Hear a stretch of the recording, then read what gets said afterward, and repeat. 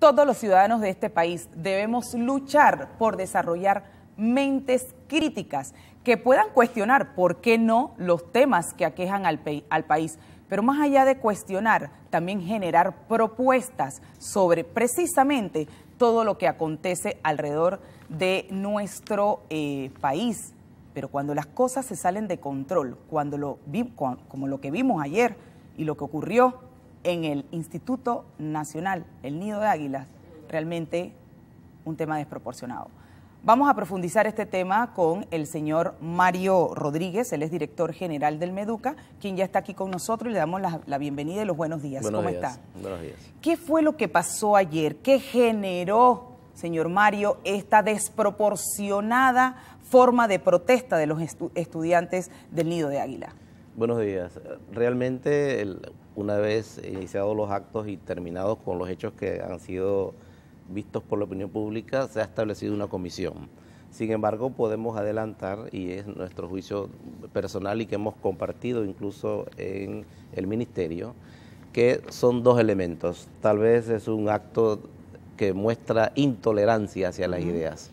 Bien dijo la ministra que el lunes recién un grupo de estudiantes planteó el hecho de que en el Instituto Nacional hay voces que expresan pacíficamente sus ideas. Pero ¿cuáles eran los motivos? Reducido. Porque la verdad es que no tenemos claro cuál fue el motivo central de su protesta. No escuché a ninguno de estos protestantes decir los motivos. Algún medio señaló que ellos mencionaban las reglas referentes al uniforme y a los cortes de cabello. Algo que es casi que ridículo porque en todos los colegios del país hay normas para ingresar respecto al uniforme y al al corte de cabello.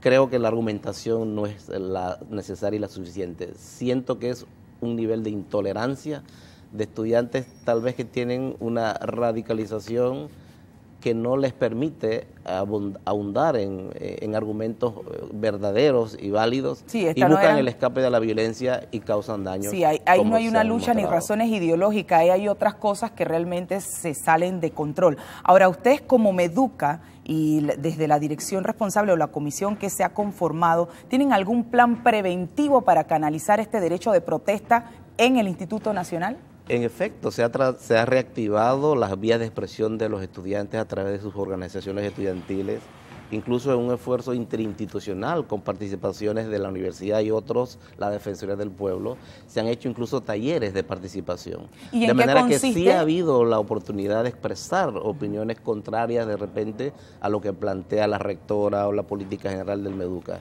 Siento que lo que hay es un grupo minoritario de estudiantes. El Instituto Nacional tiene 1.400 estudiantes.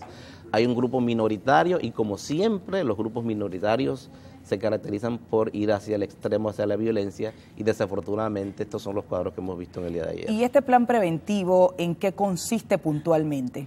Bueno, realmente tiene que ver necesariamente con la operatividad, es decir, se ha tratado de reforzar el cuadro de inspectores. Casualmente ayer debieron haber tomado posición 2 nuevos inspectores para coadyuvar al mantenimiento del orden y la disciplina interna. Pero pareciera no haber funcionado, porque lo que vimos ayer realmente nos deja un sinsabor de que no ha funcionado este plan preventivo. En Meduca lo que hemos reconocido es que los actos de ayer han revestido un carácter de alta peligrosidad.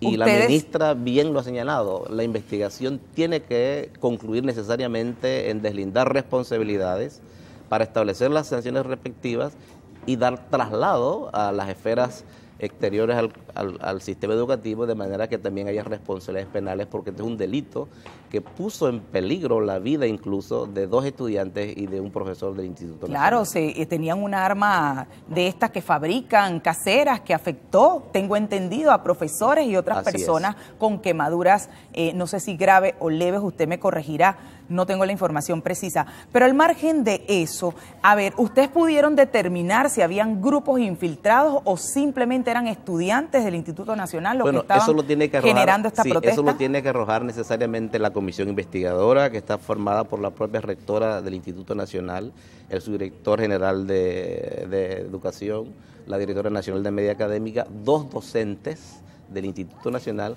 de manera que el viernes pudiéramos tener un informe preliminar para tener esos elementos de juicios y podamos tomar decisiones que necesariamente tienen que arrojar situaciones importantes para poder enmendar estos errores. Por supuesto, y que no se repitan. ¿Y las sanciones? ¿Qué sanciones vamos a aplicarles a estos estudiantes que causaron todo este caos en el día de ayer? De acuerdo a la gravedad de la situación, el reglamento interno va desde la sanción verbal, obviamente que aquí no cabría del todo, sino incluso hasta la expulsión. Pero más allá de la expulsión, lo que la ministra ha dicho es que estos estudiantes tienen que ser necesariamente referidos a un programa, diríamos, a lo mejor no aplica el término, de resocialización, para que ellos entiendan que en esta etapa es la etapa para formarse, y para formarse de una manera correcta y adecuada, y no para hacer estas escenas de violencia y de perjuicio a los demás. En ese escenario, yo me pregunto, ¿no está operando, no está funcionando lo que es el tema psicopedagógico? Ustedes le llaman estudio psicopedagógico que el Meduca tiene para atender estos casos, porque son chicos que muestran un alto nivel de violencia, que no les importa, que salen, destruyen, atentan contra la seguridad de las personas que están en la vía pública. ¿Cómo puede el Meduca atender desde este gabinete psicopedagógico estas situaciones que vemos? Bueno, es una gran pregunta y realmente sí tenemos que sentirnos muy responsables que el sistema no ha podido dar respuesta a este grupo minoritario, pero creo que lo importante es saber que estos grupos se radicalizan y no hay gabinete psicopedagógico, ni orientador, ni profesor que funcione. Eso no solo es propio de nuestro medio, sino en todos los medios, en todos los niveles. Cuando se radicalizan las personas, no hay forma de hacerlos entrar en razón porque tienen un objetivo que perseguir y lamentablemente no es el objetivo de la educación. Lo triste de esta historia que pareciera que muchos de los que están ahí verdaderamente estudiando con un fin, como lo dije antes de iniciar la entrevista, de desarrollar y formar esa mente crítica para aportar ideas, generar una solución al problema, pero no de esta manera tan violenta. Así es. Ahora bien, la pregunta que le debo hacer, obviamente obligatoria, es ¿cuándo va a abrir? ¿Cuándo se van a reabrir las puertas de este instituto? Porque aquí se están afectando otros estudiantes. Sí, la suspensión de labores para los estudiantes, porque los docentes deben acudir al colegio con toda normalidad, es por estos 3 días. Una vez recibido el informe preliminar, que será el próximo viernes, las autoridades evaluaremos y muy probablemente el próximo lunes el Instituto Nacional va a reabrir sus puertas. Desde luego, ya la ministra ha establecido, en coordinación con las autoridades policiales, controles a la entrada del Instituto Nacional, porque incluso se señala que pudiera haber inclusión de armas peligrosas en el Instituto Nacional, y eso no es posible que se dé en una institución educativa. De manera que reabrir el Instituto Nacional sería como consecuencia de haber garantizado condiciones mínimas para que las clases y toda la actividad docente se desarrolle con normalidad.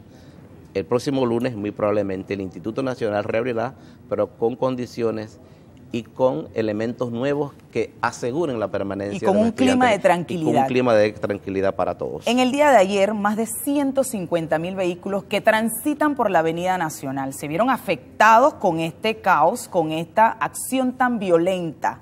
¿Quién asume los costos de esa persona que se encontró con que su vehículo fue vandalizado? Como ha ocurrido en veces anteriores, pues se hace el deslinde de la responsabilidad y son aquellos que resultan responsables o sus padres o tutores los que tienen que necesariamente responder por estos daños.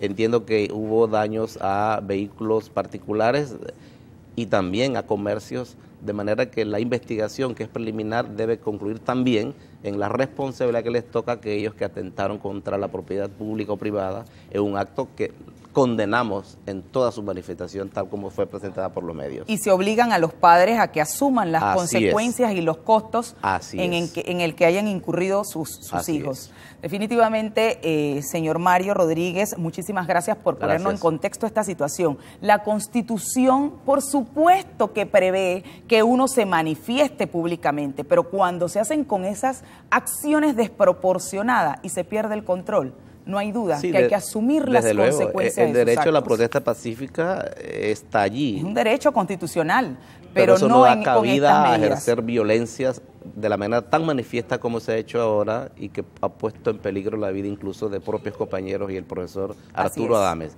Que a propósito, la niña está con quemaduras de 2º grado, debe permanecer 5 días más en el hospital.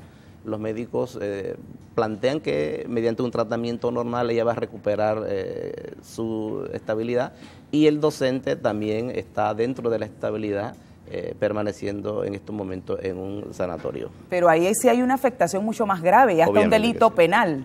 Así es. Sí. Muchísimas gracias nuevamente, señor Mario Rodríguez.